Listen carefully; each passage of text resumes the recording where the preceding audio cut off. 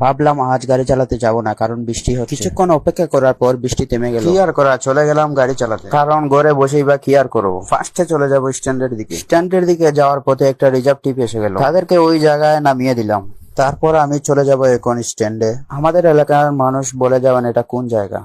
চলে আসলাম আমি এখন স্ট্যান্ডে। স্ট্যান্ডে এসে দেখলাম আমার সিরিয়াল পেতে অনেক লেট হবে। এদিকে আকাশের অবস্থাও ভালো না, বৃষ্টি আবার আসতে পারে। তাই ভাবলাম সিরিয়াল আসার আগ পর্যন্ত দোকানে বসে একটু অপেক্ষা করি। প্রায় 2 ঘন্টা অপেক্ষা করার পর আমি অবশেষে সিরিয়াল পেলাম।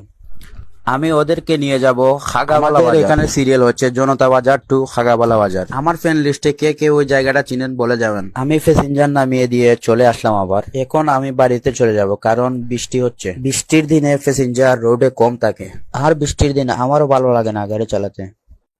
এখন আমি চলে আসলাম আমাদের বাড়ির পাশের দোকানে। এখানে এসে দেখি কয়েকজন ক্যারেম খেলতেছে। কিছুক্ষণ খেলা দেখবো, তারপর চলে যাব। আপনারা ভালো থাকবেন, সবাই সুস্থ থাকবেন।